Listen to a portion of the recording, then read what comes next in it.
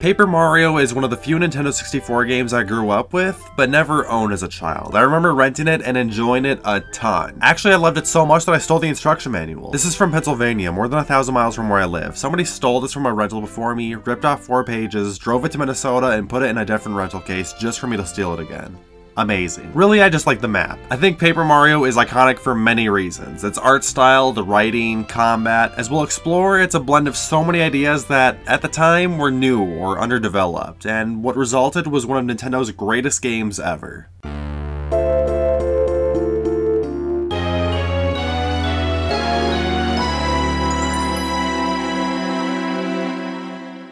Paper Mario follows the ever-traditional plot of the Super Mario games, where Bowser kidnaps the princess, and to rescue her we need to travel across a plethora of different biomes. You would think that after 15 years of Mario games being produced that this would be a stale storyline, but Paper Mario takes that formula and really explores its limits. No longer is the Mushroom Kingdom a collection of linear obstacle courses, but instead an ecosystem of the universe of species, living in a world much like our own. You'll visit many towns where the locals vary from one to another. They have different cultures, architecture, some characters are even dressed to represent their status and occupation. You can walk into any of these locations and instantly want to explore every nook and cranny because of this direction of the game's art design. And the paths outside the towns have an abundance of charm oozing from each screen too. A key part of this is the pop-up book aesthetics present in the entire game. I mean, canonically we're in one, but this is a style that's very appealing. Most Nintendo 64 games shied away from sprites in favor of the third dimension, but Paper Mario went the route of keeping everything simple. The character design isn't aging like bananas because it's hand-drawn, and the level design looks great today because it keeps everything compact and stylized. But enough talk about cardboard and construction paper. The real reason Paper Mario is lauded today is because it's one of the most approachable and equally engaging RPGs out there. Besides a Smash Bros. Fanfic's worth of dialogue, one of the most intimidating things about the genre are numbers. I don't think the average gamer knows what a 25 is unless the word Madden is in front of it. And Nintendo agrees because Mario's attack stat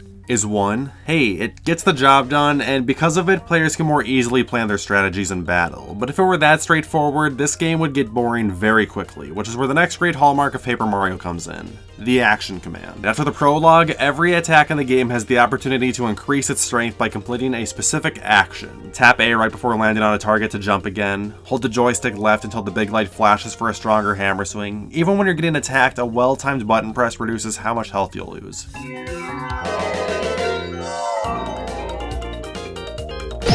Doing these same actions over and over again for potentially 20 hours may sound repetitive and tedious, but it's arguably one of the game's best features. It dramatically affects its difficulty because missing out on an extra point of damage or failing to block a hit can require you to rework your entire strategy. In all honesty, if I hear that an RPG has timing elements like this in its combat, I am much more likely to try it out. And of Mario's attacks, I mentioned he has the ability to crush vertebrae with his mad hops, and wielding a hammer, he can obliterate the gob of his mortal opponents. And it's just those 2 attacks. But that's all that's necessary because the variety of enemies in the Mario universe is diverse enough that these 2 options are more complex than they appear. The hammer has an easier action command to maneuver, but it can only be used against the closest target, assuming they aren't flying. Jumping, on the other hand, is free to attack whoever, but it takes more skill to get as much damage as the hammer. Additionally, some enemies' defense stats or spiky exteriors make the jump a weaker option, and hammer upgrades typically appear before Tim boosts. But despite all of that, I mindlessly go for jump anytime I can. Maybe I'm just a flashy prick. If you run into a flying, spiky enemy though, you're fucked. That's what the partners are for. Mario recruits 8 allies on his adventure, and by recruit, I mean 8 people with no background in martial arts decide they want to fight an army for life experience. There's Goombario the Goomba, Cooper the Koopa, Bombette the Bob, Bombaricarry the Paracoopa, Ladybug the Boo, Watt the Little Sparky, Sushi the Cheap, and Michael the Lakitu. At any point, one of these partners can be used, and usually their role is to cover up weaknesses in Mario's attacks. Cooper can attack all foes on the ground with 1 move, but if they're in the air, Michael's a better fit.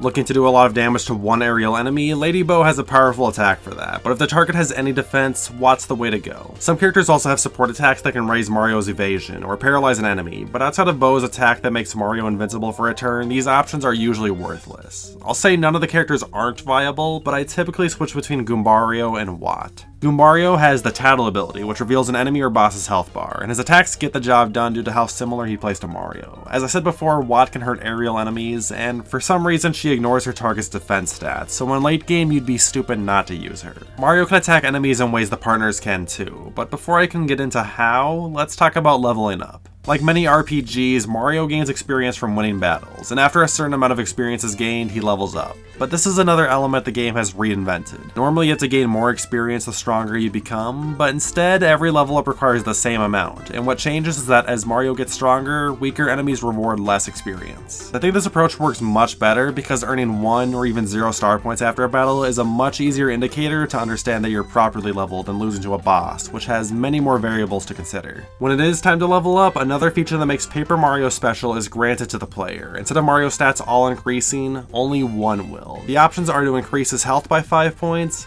flower points by 5, or badge points by 3. This customization adds a lot of depth to a playthrough since all 3 stats are pretty important. Health is obviously a big deal since a dead Mario can't buy me milk. Flower points are worth investing in because they let the partners use their special attacks. I'd say this is the least important stat since outside of battles with 4 enemies on screen or bosses, the extra damage doesn't exactly translate to ending the match sooner. Unless I spend a lot of points, the amount of turns I'm getting hit stays the same whether I use them or not, so why bother? Badge points are where Paper Mario really makes an identity for itself. I don't play many RPGs, but the ones I have typically let your character hold an item or accessory to boost a particular stat, or alter the odds of an effect occurring. And if these accessories were removed from those games, I genuinely don't think my experience would have been any different. But the badges in Paper Mario are so crucial to the experience. They enhance the combat to another level. Some badges give Mario a stronger attack so he can use flower points too. One lets him throw his hammer to hit enemies on the back. This one buffs his jump if you want to do an extra point of damage. My favorite is the Quake Hammer, which hits all enemies on the ground and ceiling, which covers a pretty massive blind spot in his kit. But badges aren't just limited to using FP. Happy Heart slowly restores your health. If switching partners and losing a turn is annoying, Quick Change remedies that. Want to see a Cactus Bootlicker?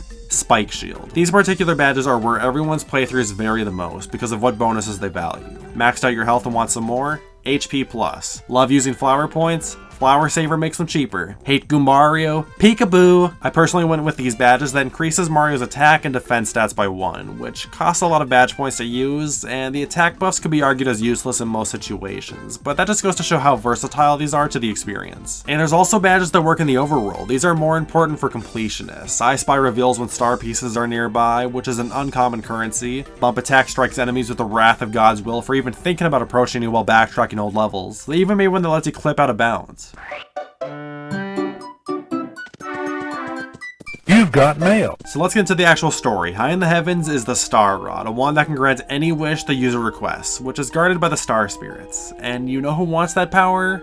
Bowser. Somehow he has possession of the book he exists in and is able to insert his assistant, Kammy Koopa, into the page to steal the Star Rod. If he was going through those lengths to achieve his goals, he should have ripped out the final chapter. With the Star Rod, Bowser builds a fortress underneath Peach's castle and lifts it into the sky in some sick attempt to be the only bachelor in the nearest parsec. And just to make sure Peach knows this fact, he waits for Mario to show up so she can watch him murder the plumber in 4K and toss him out the window. Mario just barely survives, and with the aid of a Goomba family, he recovers, which is where the adventure truly begins. Now, I'm not going to explain everything you do in the game, but I'll highlight some of my favorite moments, locations, and characters. One of the first areas you enter is Toad Town, which acts as the game's hub, and this is one of my favorite hub worlds in any video game. It's the perfect size, it's the entry point to every level in the game, making the world feel more connected, and it's got little oinks. This is a really odd and unnecessary inclusion, but when I rented the game, one file had 900 coins, and I couldn't stop buying them. The first place to visit is Shooting Star Summit, easily my favorite area. The color palette, the stars, the music, the lack of enemies. The first time I reached this point, I must have hung around here for half an hour. Its aesthetics consumed my attention.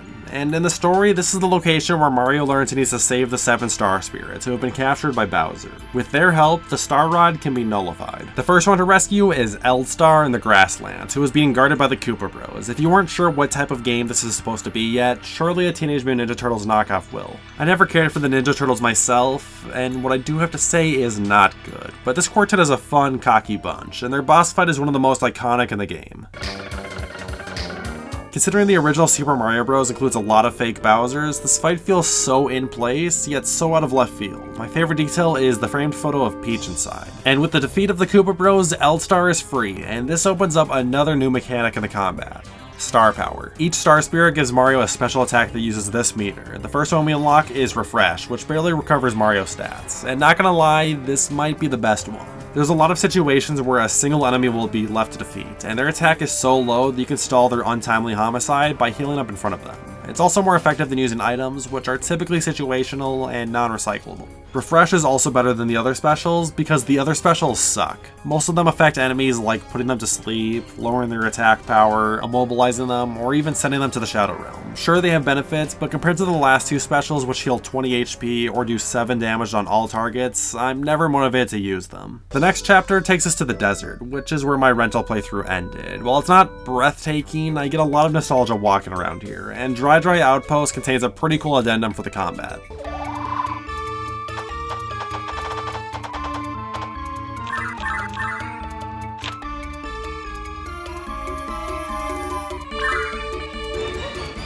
What this does is, randomly during fights, you might get a boost in attack or defense for a turn. Sometimes the experience you earn will double, or you'll get a lot of extra coins after a battle. This is not something to rely on, but it can appear at the most perfect occasions, and in this playthrough, I got a couple pop-off moments because of it. This chapter also introduces Colorado, who will make an impression later on, and he might be at the top of the list for best characters who wear a pith helmet. Another noteworthy Koopa, and the boss of this chapter, is Tootin' Koopa, best known for his Pharaoh complex. He has some intercom system to warn Mario of the catacombs danger, which, that's gotta be a trope, right? Chapter 3 goes into the forest for one of the game's best chapters. It starts with this puzzle where you need to navigate a chain of identical rooms where the only way to progress is to spot which paths have different features, and awaiting at the end is a mansion full of boos who have captured a star spirit. They will free him if Mario can defeat the invincible Tubba Blubba, who is on a strict ectoplasm diet. But before I talk about that storyline, I just want to highlight this room that only exists to transform Mario into an 8-bit sprite. And in another room, you play the Super Mario Bros. Theme song on a phonograph just for one boo to live his best life.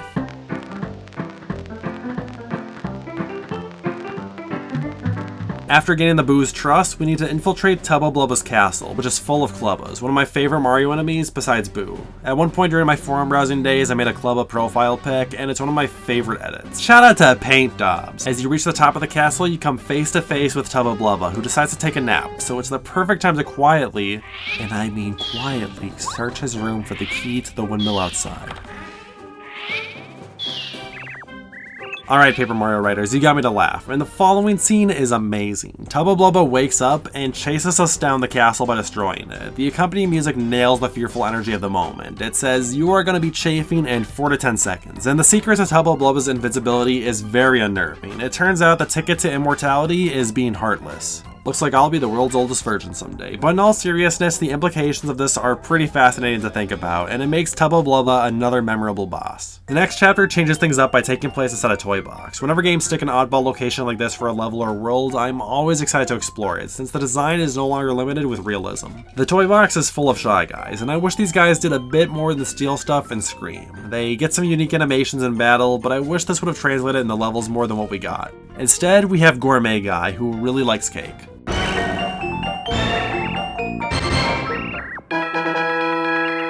There's also this optional fight with Anti-Guy, who I severely underestimated. I used a life shroom here, and at the very end of our fight, my only win condition was for a miracle to happen.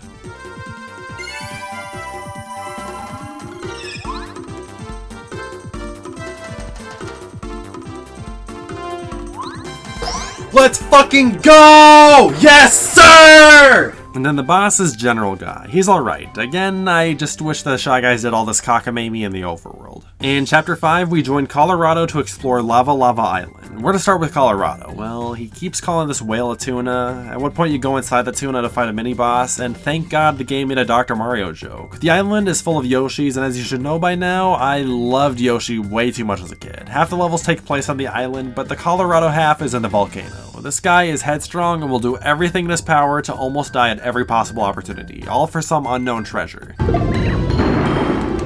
The boss here is where there's definitely a difficulty curve. On my first playthrough, I remember being stuck for a while. Lava Piranha has a lot of health, and when killed, it recovers all of it and gets improved attacks and defenses. But it's no match for Colorado. Yo!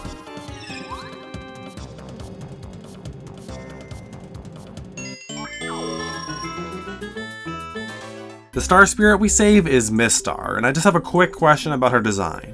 What is this called? I've seen it in Japanese art, and I just want to know the cultural influence behind it. Please please don't tell me this is a feather boa, and Mistar is a circa 1920s entertainer. After defeating Lava Piranha, Colorado finds his treasure, but because the volcano starts to erupt, he isn't able to claim it. Justice for Colorado, and just when you think his luck couldn't get worse, the path to his house is blocked by this piece of shit. I've never beat Kent, I don't know how. Chapter 6 starts by making you backtrack in up to 3 levels to find bulbs hidden in the desert, the forest, and Lava Island's jungle. They aren't insanely difficult to find, but they aren't fun either. Planting seeds received by them opens a portal to Flower Field, which is a level full of additional backtracking of its own. You constantly have to travel from corridor to corridor, collecting items, staring at the sun at one point, just to plant a beanstalk that will reach the clouds. The boss, Huff and Puff, is another difficult fight. The way he functions is that you need to attack him to release rough puffs from his body, and then attack those rough puffs so they can't group back up and regenerate him. Every other time I've played this game, I ignored Michael's ability to attack all enemies on screen, which makes it so much easier. Something I didn't notice until this playthrough is that the partner you receive in a chapter is probably who you should be using during the following boss fight. And then we get to the best part of the game. After every chapter, Mario gets some sort of hint regarding the whereabouts of a star spirit, but for the last one, he gets zilch. I've probably said it before, but I love when games have an area that's essentially a roadblock. The solution is right in front of you, but hardly leaves any clues. And this type of puzzle can be pretty difficult to create, since if done wrong, players might quit the game entirely. But there's one place left to explore, and it's somewhere you can visit before the first chapter.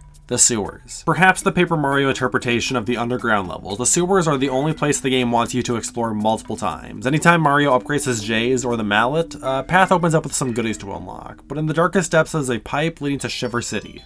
Fuck this guy, I just want to reenact the climax to Once Upon a Wintertime. We start the level by needing to find the mayor. Oh good, he's been myrtleized, and Mario is now the primary suspect. Luckily I've been playing a lot of Ace Attorney, so all I need is an updated autopsy report and conclusive evidence, like this note that says Herringway, that couldn't possibly be a red herring, and justice will be served.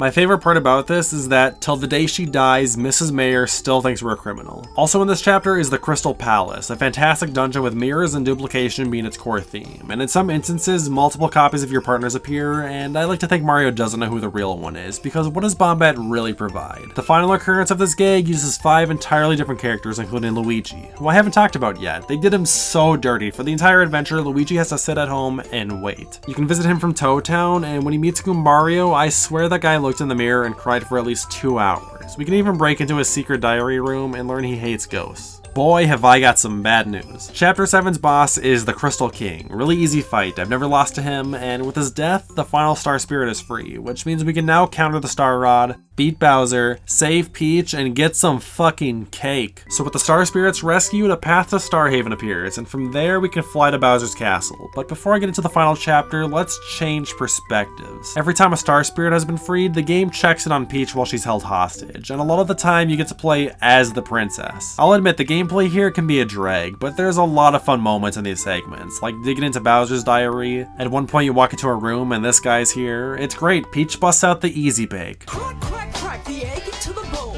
M-I-X the flour into the bowl. Butter joins the bowl. Put the cake in the oven for a while. The other day, I was called a little turkey. But I'm a chicken, got it? Your beef jerky? There's a part where Peach plays in a game show and gets stomped by Spiky Tom, and as a participation award, she receives the Sneaky Parasol, which lets you play as a Clubba. Cross that off the bucket list. These areas really shine because of how unexpected and ridiculous they are. Maybe Stockholm Syndrome isn't so bad. But let's get to business now that Mario's in Peach's castle. The entire level is full of strong enemies and puzzles that make use of all 8 partners. A small detail I left out is that partners have an ability that can be used in the overworld. I didn't mention it because they're very basic. Blow up walls, travel on water, be an introvert, cross large gaps, nothing too complex. There's also this quiz room that's in line with all the Peach segments. If there's one thing to take away from Bowser's minions, it's that none of them really care about obeying orders. Union jobs, am I right? Anyways, awaiting us at the end of the castle is the princess. Run! This is what happens, you dumb bitch. I like how we confront Bowser exactly where we got goated the first time, but for the rematch, I've got the power of friendship, so it's a pretty easy matchup, which is why there's a second phase outdoors where Bowser is stricken by the Holy Spirit, casting a tongue of blue fire above him, and it's an okay boss fight. Tougher on the first playthrough, but with my combination of badges, potential RNG, and a loaded inventory of items I never used, I had to go out of my way to make this a close fight.